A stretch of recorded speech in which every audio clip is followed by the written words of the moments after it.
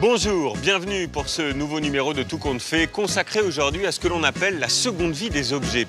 Car désormais, il n'y a plus de limite au recyclage. À rebours de l'ultra-consommation, tous les produits de la vie quotidienne peuvent se réparer. Mobiles, machines à laver ou encore meubles industriels, quand les objets se recyclent à l'infini, c'est le thème aujourd'hui de Tout compte fait. On part du principe que tout pour servir. On est des conservateurs. Il démarre plus du tout. Ok. Ça marche. On n'achète rien, nous. On fait de la récupération. Là, j'ai dans les mains le drapeau français du Grand Palais. C'est une pochette qui est réalisée à partir du drapeau. On vient voir les voiles qu'on va récupérer. Tiens, Stéphane, tu as une des voiles à découper. Alors ça, c'est typiquement industriel, là. Le style industriel, ça a son charme. Donc ce sont des meubles dans l'état, on les achète entre 150 et 200 euros. On les vend 1550 euros.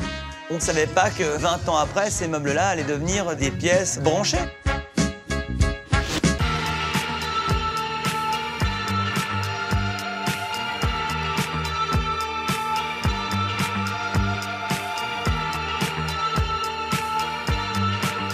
Et ce marché du recyclage est en plein boom. Au-delà de ces ateliers pour particuliers, les artisans professionnels se lancent aussi sur le créneau, avec toujours cette idée de redonner une seconde vie aux objets et aux matières. Des voiles de bateaux ou des bâches de camions se transforment alors en sacs à main dernier cri. Certains vont même plus loin. Enquête sur cette grande transformation avec Élise Joseph.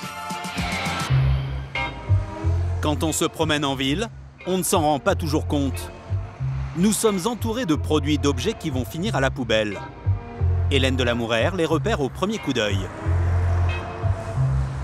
Et ce qu'elle recherche avant tout, ce sont ces grandes affiches. C'est bourré de petits détails. À découper, ça peut être très intéressant. Certaines sont graphiquement très jolies, mais là, inutile d'insister. Ça, par exemple, en fait, on va toujours toucher toutes les matières et toutes les choses éphémères qu'on voit dans Paris, comme ça, tous ces habillages. Là, c'est du métal imprimé, là, on peut rien récupérer, on peut rien faire. Depuis 10 ans, elle récupère les bâches publicitaires pour les réutiliser. Direction les sous-sols du musée du Louvre. Bonjour, je viens chercher la bâche du Louvre. Elle a maintenant tout un réseau de fournisseurs. C'est ça?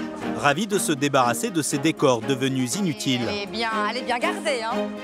Hélène récupère cette matière première gratuitement. Elle va s'en servir pour en faire des objets du quotidien, des accessoires de mode. On n'achète pas de bâche, on n'achète rien, nous. On fait de la récupération. On a déjà 2 dedans. C'est la tournée des bâches. C'est dommage de laisser partir des matières aussi intéressantes dans les flammes. Rien que dans la capitale, il y aurait 200 000 mètres carrés de bâches publicitaires, l'équivalent de 2 fois la surface de Paris. Hélène de la Mouraire arrive à en sauver quelques-unes.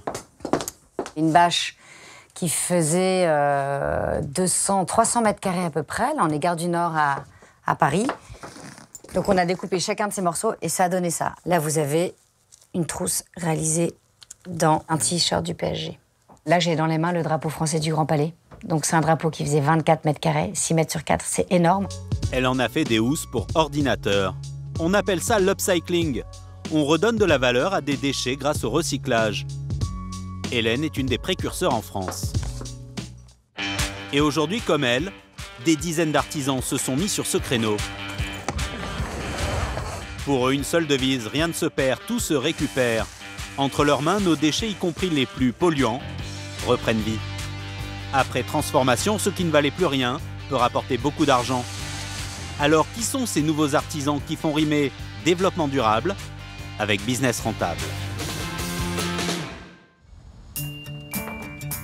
En Bretagne, sur la base navale de Lorient. C'est ici que sont amarrés tous les plus grands voiliers de course. Les navigateurs professionnels sont tous sur le départ de la fameuse Transat Jacques Vabre qui relie Le Havre au Brésil. Salut Coco. Ouais, nickel. Jean-Baptiste Roger ne va pas prendre la mer. Il vient faire son marché. Ah bah moi, systématiquement, quand je me balade sur les pontons, je regarde les voiles en me disant tiens, qu'est-ce qu'on va bien pouvoir en faire après quand elles vont revenir de leur tour du monde ou de leur course. Il recycle les voiles de bateaux usagés. Il vient jeter un coup d'œil à sa future marchandise. On vient voir les voiles qu'on va récupérer après. Oh bah, là, tu prends de l'avance. Ah bah, il faut hein. À l'achat, ces voiles de compétition coûtent dans les 30 000 €. Et Jean-Baptiste les transforme en tout un tas d'objets design. Des sacs, des poufs ou des lampes, une matière première gratuite. En échange, il me donne un petit portefeuille avec, avec la voile en question, et puis je suis content. Pourquoi? Et toute ma reconnaissance. Évidemment. Non, parce que nos voiles, nous, en fait, une fois qu'elles ne servent plus, ça nous prend de la place, ça nous prend la poussière, donc autant qu'elles servent. Donc bah là, on les donne. Bon, du coup, tu l'abîmes pas, hein, parce que là, faut nous la rendre en bon état après. Hein. Ouais. Ça arrête une voile de course, donc je te garantis pas que... Ouais, en même temps, il y a quelques accros, mais... il en faut, sinon après, tu les changes pas. Donc. Ouais, exactement. Pendant une course, les voiles sont soumises à rude épreuve. Du coup, elles ne peuvent plus servir pour la compétition. Les équipages les utilisent encore un peu pour leurs entraînements. Mais dès l'année suivante, elles sont bonnes à jeter à la poubelle.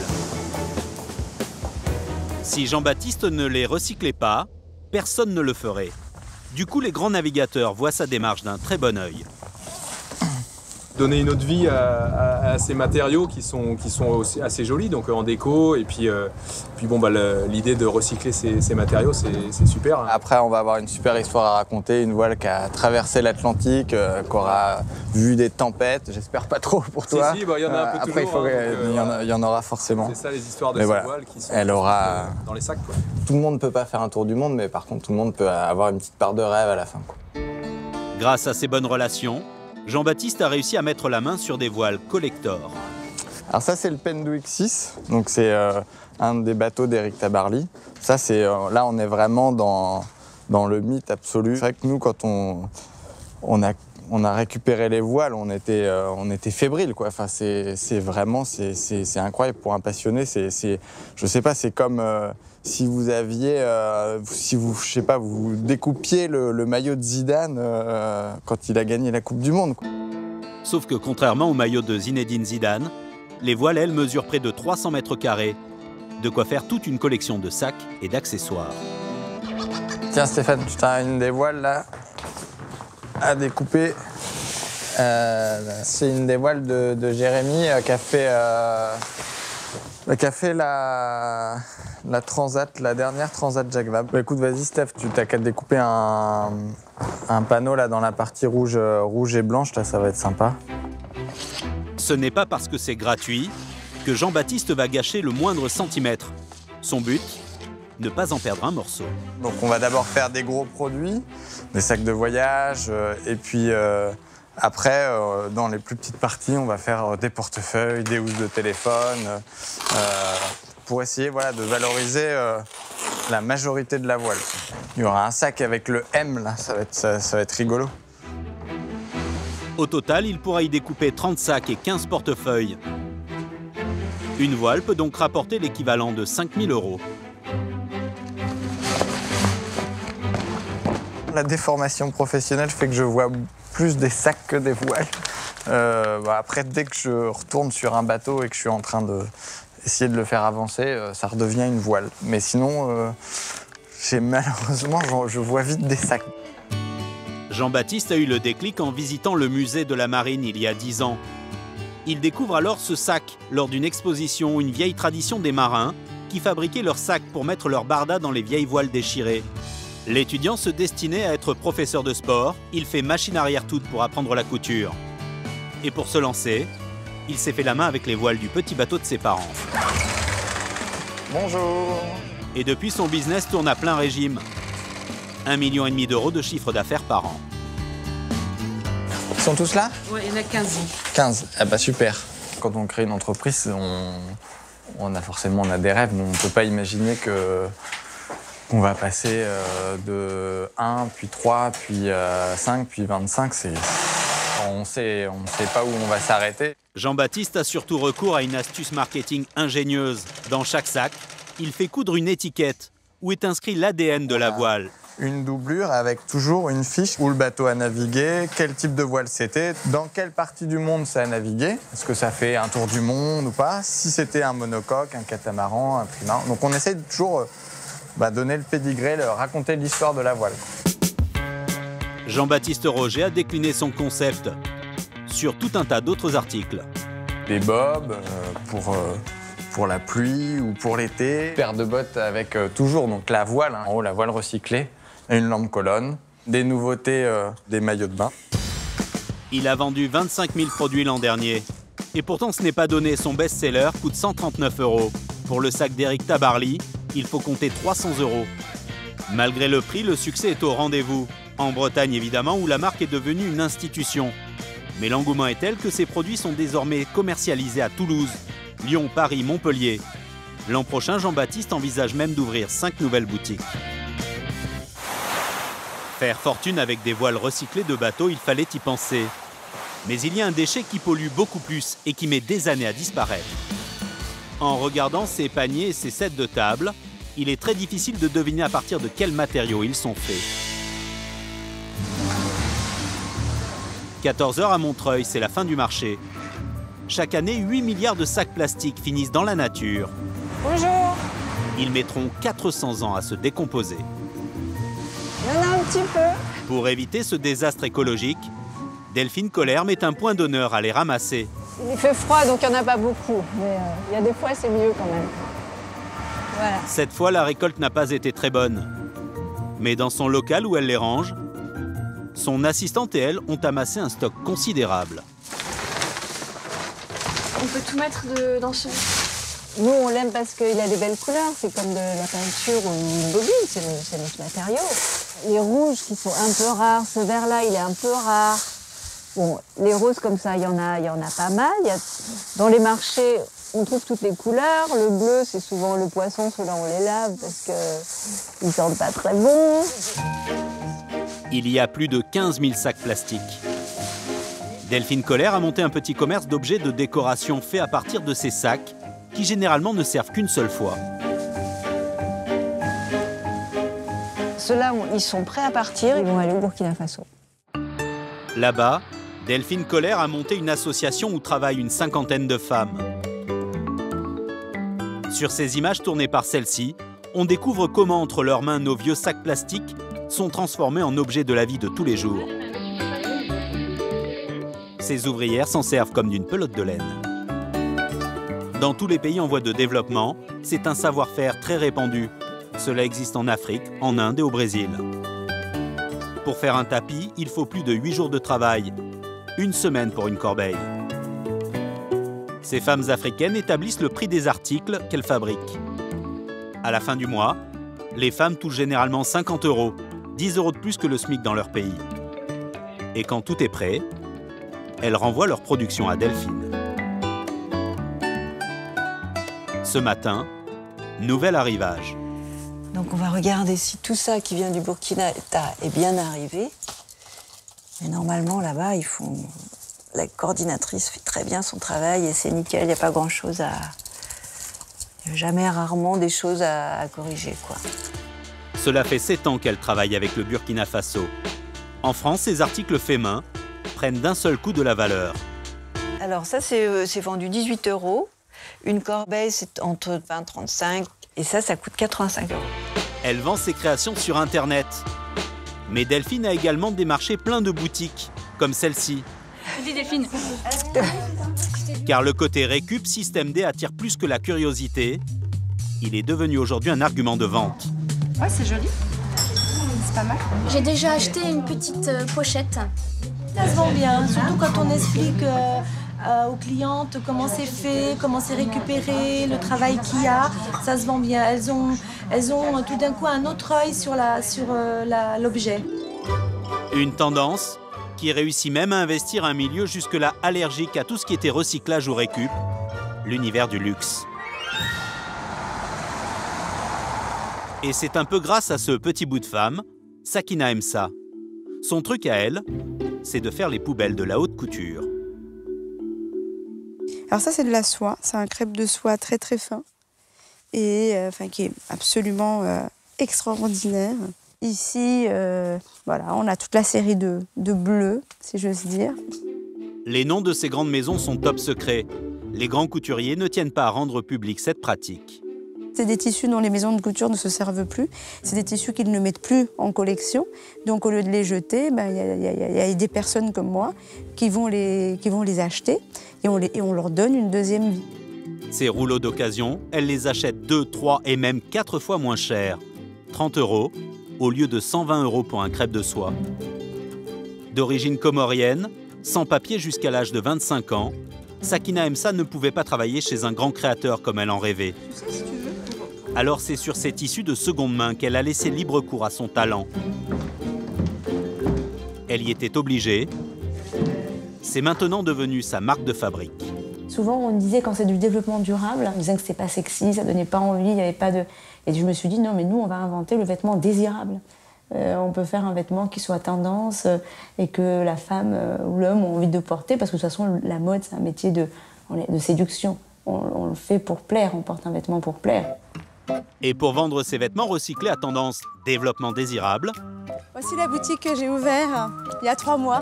Elle a vu les choses en grand. Au cœur de Paris, dans le 3e arrondissement. Ça va?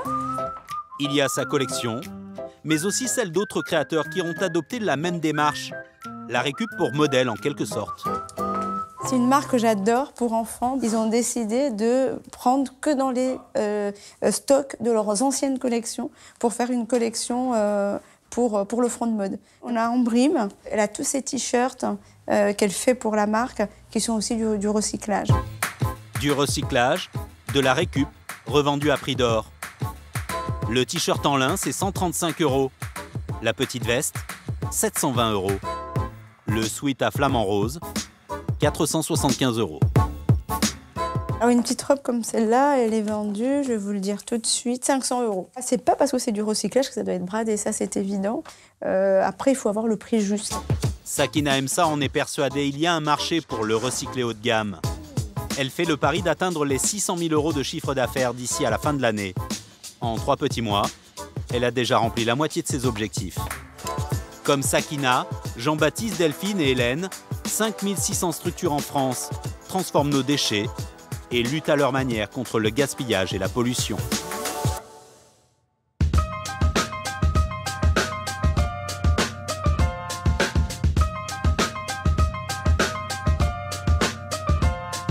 Et si plutôt que d'acheter toujours plus, nous réparions nos objets? Savez-vous par exemple qu'à travers le monde, 700 millions de téléphones portables partent à la poubelle chaque année?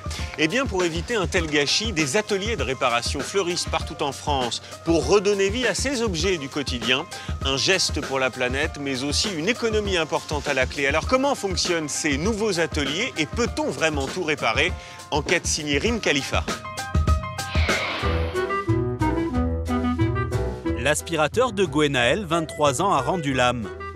C'est un modèle premier prix, plutôt robuste. Il a marché pendant des années. Il m'a abandonné un samedi après-midi. Cette étudiante n'a pas les moyens d'en racheter un.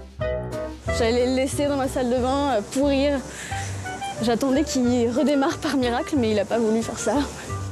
Faire appel à un réparateur professionnel coûterait plus cher que le prix d'achat de son appareil, 35 €. Mais il y a quelques jours, elle a découvert un nouveau concept. Des gens qui vont peut-être ressusciter son aspirateur gratuitement. Donc là, c'est vous qui allez faire la réparation? Ah oui, si j'y arrive. Vous attendez alors? D'accord, j'attends ici. C'est la contrepartie. Il faut être présent lors de la réparation, donner un petit coup de main et ainsi apprendre à faire soi-même. C'est la philosophie des Repair Cafés. Il en existe une 60aine en France.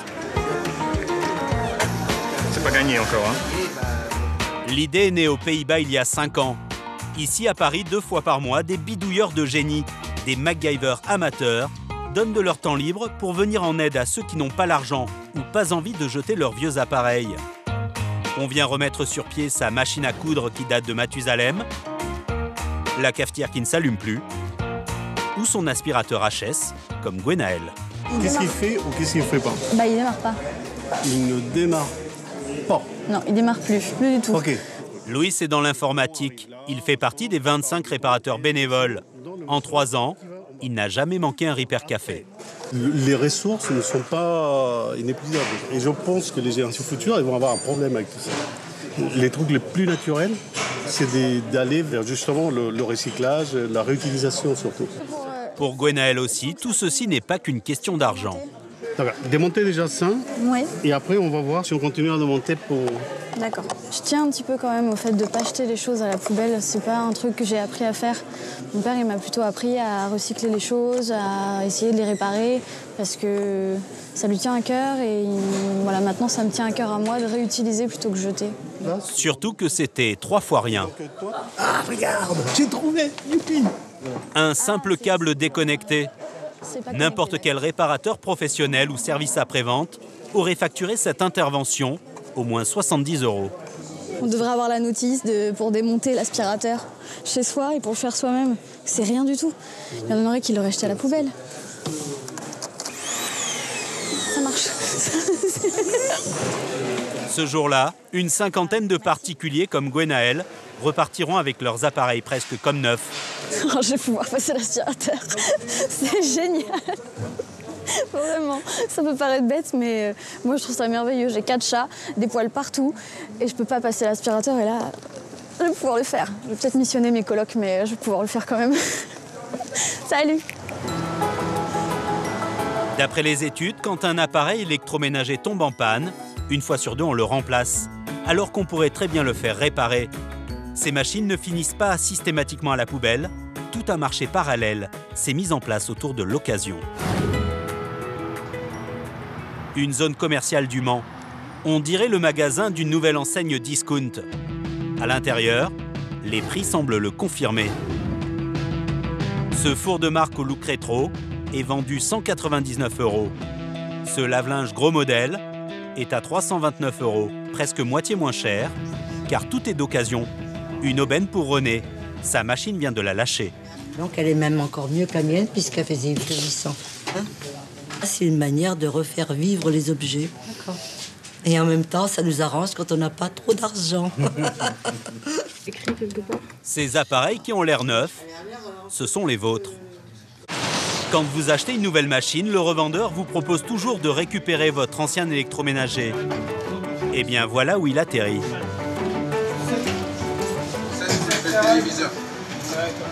Sur cette plateforme en banlieue parisienne, Fabrice récupère chaque semaine un bon millier de gros appareils, jugés indésirables par les clients. C'est un service qu'on leur offre entièrement gratuit, qui leur permet d'avoir une conduite éco-citoyenne et en même temps de reparticiper à la réemploi des produits qui ont fait l'objet d'une première utilisation. Ce n'est pas un service, c'est une obligation depuis 2005. La loi impose aux enseignes de reprendre les vieilles machines. Tout ce qui est trop vieux, rouillé ou très abîmé va directement à la déchetterie.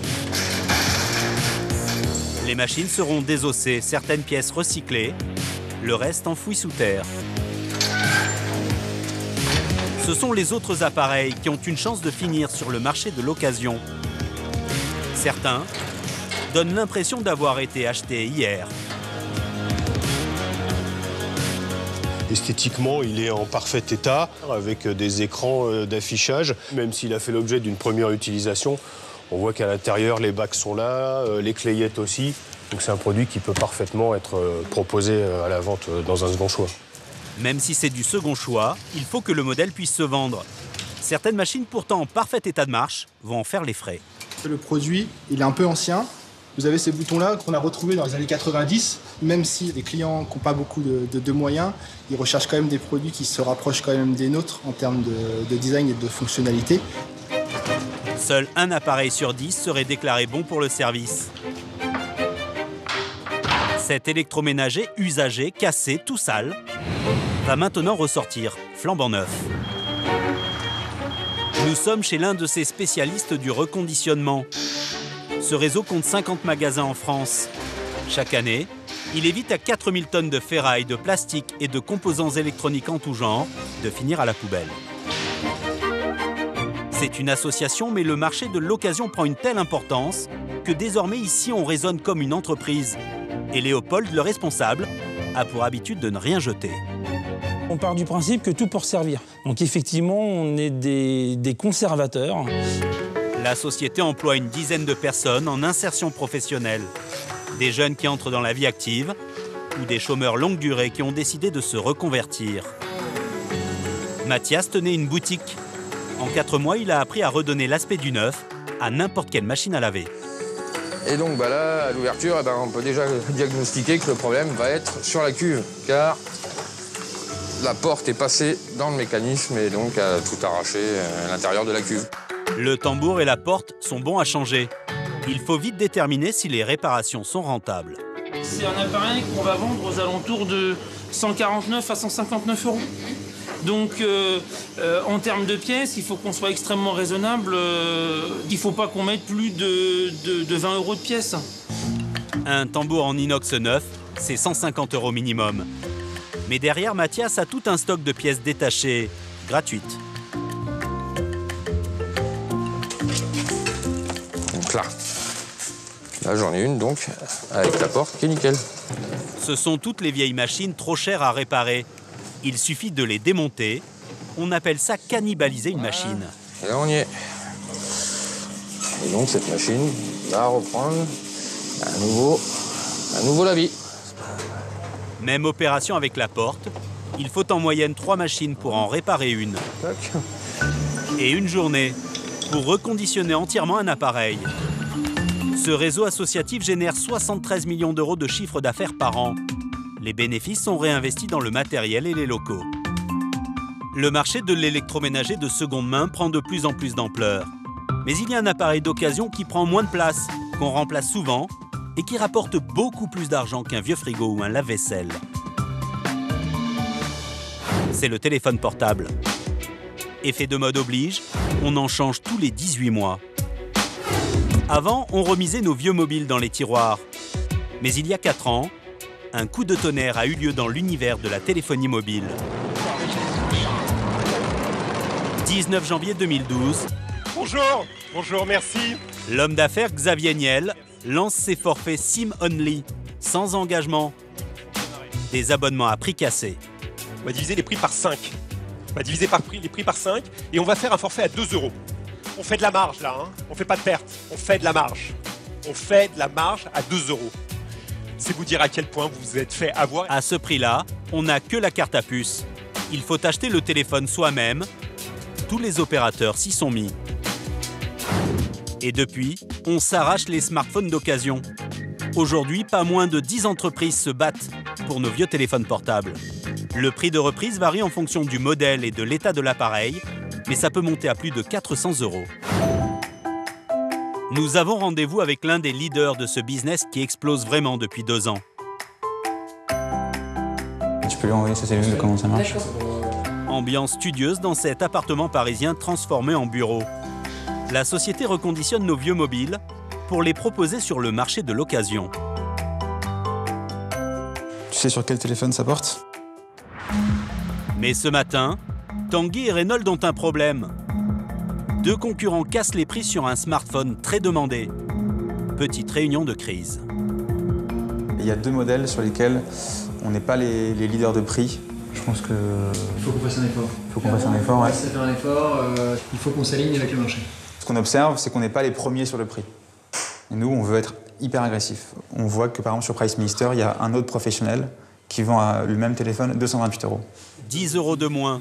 Sur ce marché ultra concurrentiel, c'est énorme. On peut arriver jusqu'à 50. Nous, 10 €, ça peut nous permettre de passer devant et d'être en premier dans les résultats de recherche et de vendre 2 fois plus de mobiles sur la semaine. Ils seront obligés de s'aligner sur le prix du concurrent, 228 €. C'est une mauvaise nouvelle pour eux. Leurs marges sont petites, 25 € en moyenne sur un téléphone d'occasion. Pour être rentable, Tanguy et Renault doivent surveiller toute la filière de production. L'usine qui remet en état les smartphones usagés se trouve près de Montpellier. Bonjour Christophe. Christophe, tu vas bien?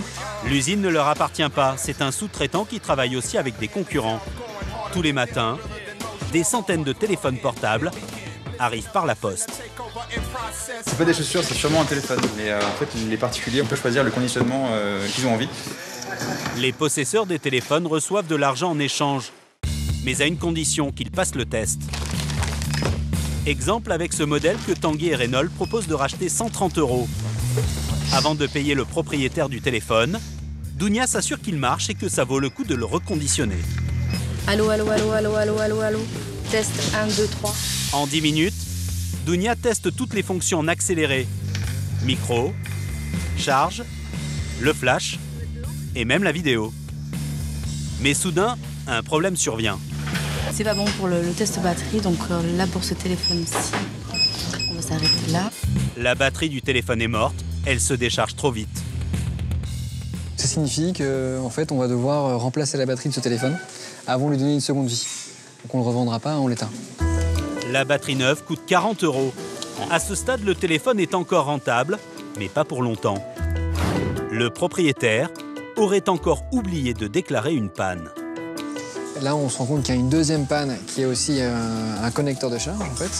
Et on va le remplacer également à nos frais, sans que la personne ne soit informée. Il reste rentable du coup ce téléphone ou pas? Ça doit être juste, ou peut-être ça nous arrive de perdre de l'argent parfois sur certains téléphones. Ça arriverait moins d'une fois sur 10. Sur ce téléphone, Tanguy dit perdre 8 €. Ça, c'est très variable d'un téléphone à l'autre.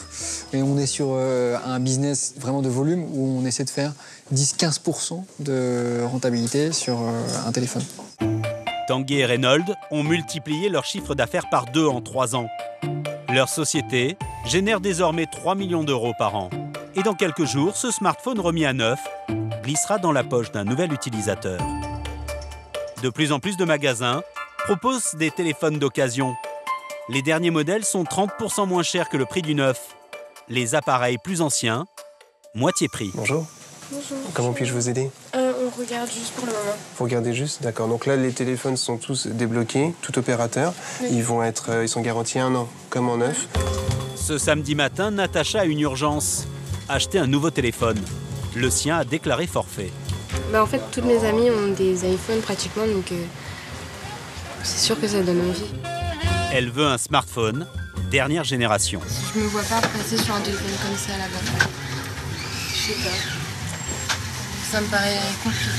Et je pourrais pas aller sur Internet ou des choses comme ça aussi. Comme son opérateur ne lui propose pas un assez bon prix, Natacha n'hésite pas une seconde à se rabattre sur un téléphone de seconde main.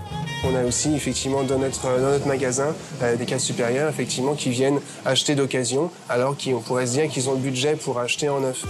Natacha repart avec un smartphone payé 250 € au lieu de 450 au prix du neuf. Merci beaucoup. Bonne journée. Le marché du portable d'occasion était confidentiel il y a 3 ans. Aujourd'hui, son chiffre d'affaires avoisinerait les 500 millions d'euros par an.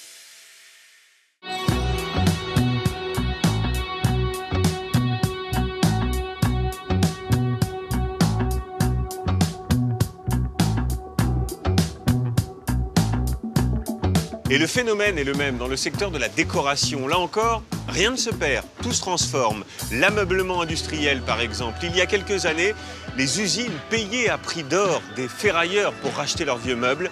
Eh bien, ce sont désormais les marchands qui payent les usines pour les récupérer. Des armoires en métal, des lampes vintage revendues ensuite une fortune. Même les grandes marques se sont lancées sur le créneau. Alors, que valent ces produits et qu'en est-il des prix?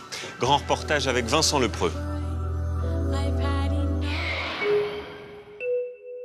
S'il y a bien un lieu où l'occasion a bonne presse, c'est ici aux portes de Paris. Le marché aux puces. 300 millions d'euros de chiffre d'affaires annuel, le plus grand au monde. Jonathan et Jana passent souvent faire un petit tour ici. Ce couple de Parisiens vient chercher des idées de déco pour chez eux. Et la boutique qu'ils préfèrent, c'est celle de Ludovic. 600 mètres carrés, dédiée aux meubles industriels. Mais acheter ici, c'est une autre affaire. Et du coup, une lampe comme celle-ci, elle coûte combien? On demande 650 € la pièce. 650 €. La lampe est d'époque, elle date des années 60. Certaines pièces valent beaucoup plus cher, comme ce meuble destiné à ranger des outils, des vis et des boulons. Ludovic a passé une journée à le gratter avec du papier de verre pour retrouver les vieilles peintures dessous. Prix de vente aujourd'hui, 4 500 €. Normalement, c'était le souffre-douleur des ouvriers. Hein. Eux ne savaient pas que 20 ans après, ces meubles-là allaient devenir des pièces branchées. Quoi. Ce mobilier d'usine est à la mode depuis le milieu des années 90. Et le succès ne se dément pas après toutes ces années. Les Français aiment ces meubles, qui ont une histoire. Et ce style, brut de décoffrage. Enfin, j'aime bien, mais là, c'est trop volumineux. Je préfère quelque chose quand même d'un peu plus réduit. Après, c'est esthétique. Hein. Le style industriel est encombrant. Difficile en effet de caser une table comme celle-ci dans un appartement. Pour arranger leur petit intérieur, Jonathan et Jana se sont rabattus sur des pièces plus raisonnables. Jonathan les achète sur Internet et il les retape lui-même. Les anciens casiers militaires servent à ranger les chaussures, les vieux fauteuils cinéma, de canapé et l'ancien établi de table à manger. En fait, c'était un ancien bricoleur. C'était un gars à la retraite, il voulait plus bricoler, il voulait s'en débarrasser. Et du coup, ce que j'ai fait dessus, c'est que j'ai juste poncé ça, j'ai mis un coup de cire. Là, on est sur 2 heures de travail et on a une belle table à manger qui donne le ton tout de suite, quoi. Chaque meuble transformé, détourné de son utilisation première, est unique en son genre. Ce qui me plaît dans ce meuble-là en particulier, c'est que c'est une table que j'ai pas vue chez des amis, que j'ai pas vue ailleurs. Et à chaque fois que j'ai des amis qui viennent ici, voilà, ils sont toujours intrigués par cette table. Ils disent ouais, c'est top ce que t'as et tout. Et au final, je me rends compte qu'elle m'a coûté limite moins cher que les tables que je peux voir chez mes amis. Cette table unique a coûté moins de 100 € à Jonathan. L'autre avantage du mobilier industriel, c'est qu'il ne vieillit pas. Voilà, on est sur des meubles qui sont assez robustes. Voilà, si j'avais envie de les garder à vie, je pourrais les garder à vie. Et dire qu'il y a peu ces meubles, plus personne ne pouvait les voir, même en peinture. Dans les années 80, les gens voulaient du moderne, du contemporain. Les meubles d'usine, on les donnait, pire, on les détruisait. Ils finissaient broyés, vendus à la tonne, à des ferrailleurs. Et puis avec la crise, les nombreuses usines qui ferment est venue la mode des lofts. Ironie de l'histoire, pour meubler ces immenses surfaces vendues à des citadins, les architectes d'intérieur ont eu l'idée de remettre le mobilier industriel au goût du jour. Et c'est comme ça que ces meubles autrefois dédiés au travail sont devenus incontournables dans les magazines de déco. Même les grands distributeurs s'y sont mis en proposant du style Indus, des copies fabriquées la plupart du temps en Inde ou en Asie.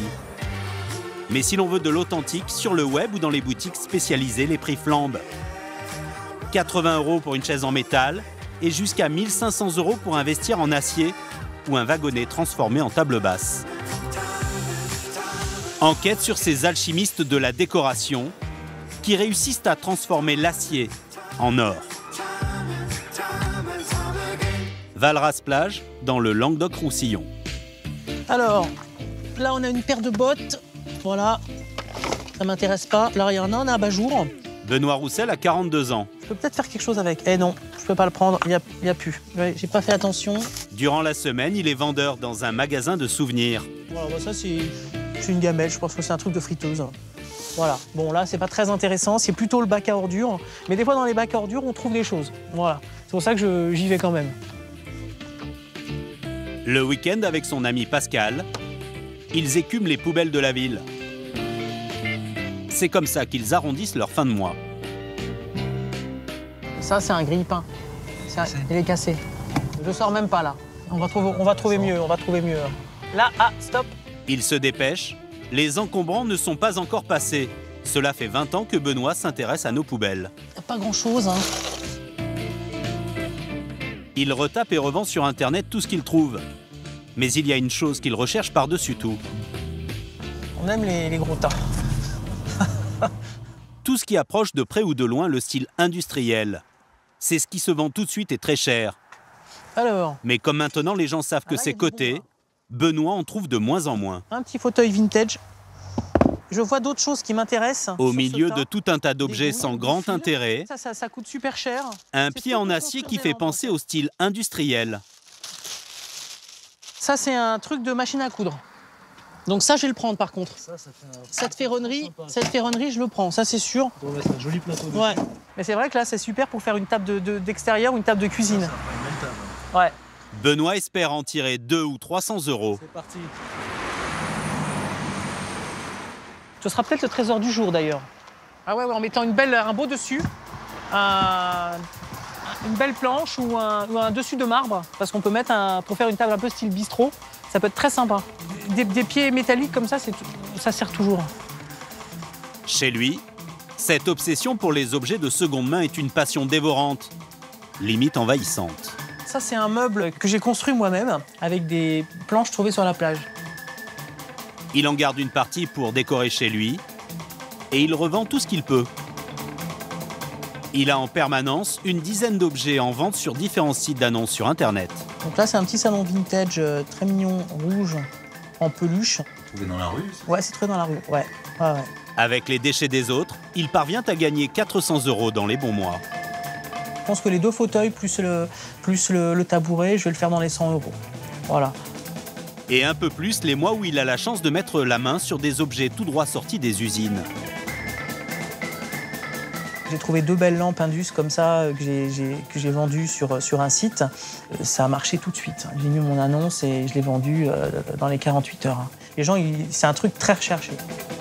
D'après lui, certaines pièces les plus recherchées sont devenues quasi introuvables.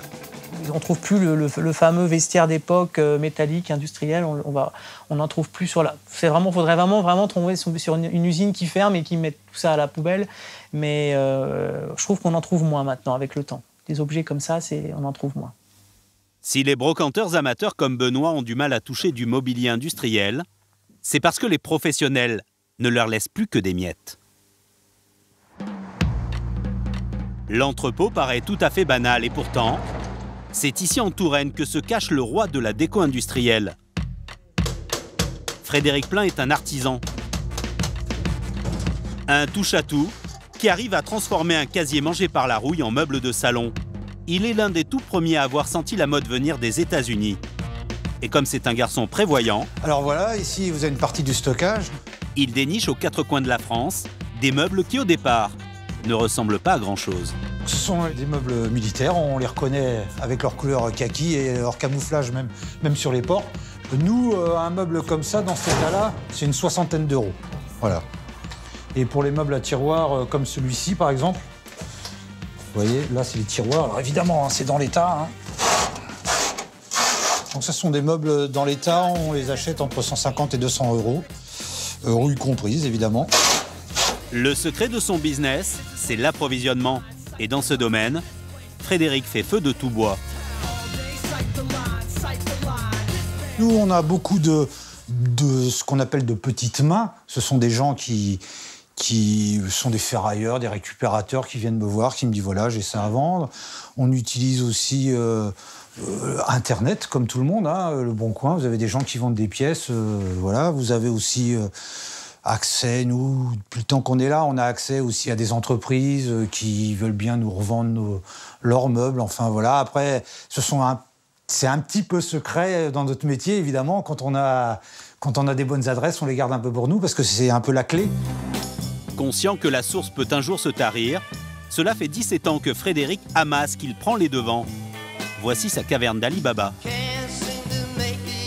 Alors là, vous êtes au royaume de la rouille et de la corrosion. Ici, c'est tout ce qu'on récupère partout. Vous avez des morceaux de fer partout. Des fois, on est en panne d'aspiration, on rentre ici, et puis on s'arrête devant une pièce, devant une deuxième, puis tiens, on se dit on va les assembler, on va les mettre, et puis on va créer un objet, enfin voilà. On se ressource ici, voilà, c'est exactement ça. Et quand Frédéric est inspiré, cela donne ça.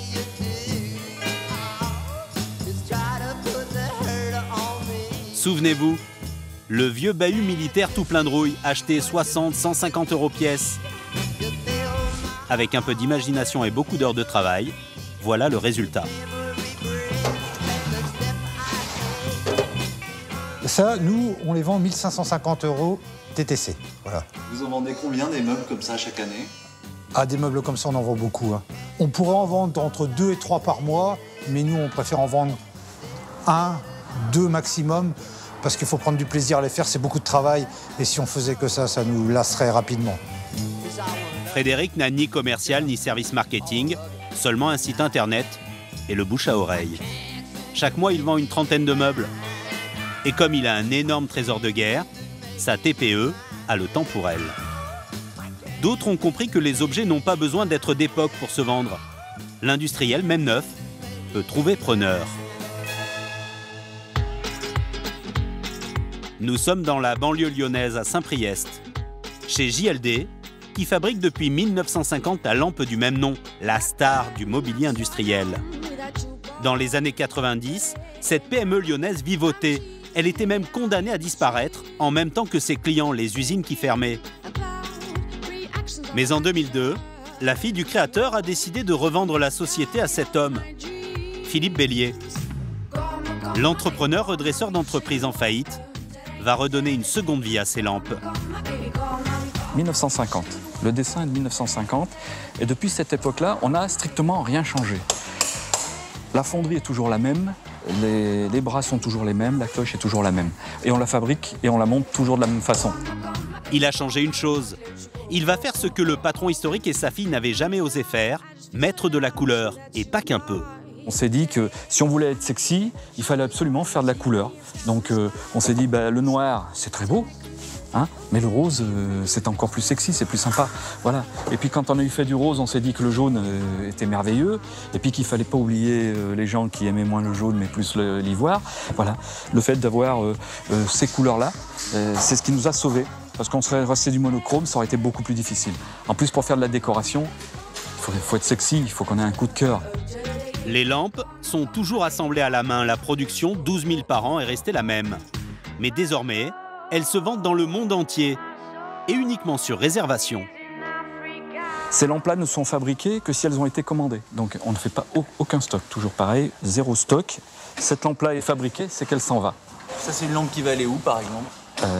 Celle-là, elle va pas tellement loin, elle va qu'à Istanbul. Vous avez des clients à Istanbul? J'ai des clients manifestement à Istanbul, au Japon, dans les pays nordiques, en Espagne, en Angleterre, en Italie, au Costa Rica, au Brésil, voilà, tout dans le monde entier. Voilà. La PME réalise 3,5 millions d'euros de chiffre d'affaires annuel. Une réussite que n'aurait certainement pas imaginé l'inventeur de cette lampe qui a traversé le temps, l'ingénieur Jean-Louis Domecq. Voilà, c'est de la relique, on y tient comme à la prunelle de nos yeux. Voilà. Cette lampe, il l'avait conçue pour les ouvriers. Pour lui, c'était une lampe industrielle, elle n'avait aucun autre intérêt. Il acceptait qu'elle soit sur un bureau, puisque c'était un poste de travail, mais c'était la limite de la décoration. Voilà. Il a fallu qu'il disparaisse et qu'on reprenne la société pour en faire de la décoration. J'espère qu'il nous en veut pas trop. Petit pied de nez de l'histoire, tout ce mobilier d'usine, ces chaises, ces casiers en acier, les petites lampes de Monsieur Domecq, les ouvriers ne pourraient plus se les payer aujourd'hui. C'est aussi ça la magie du recyclage.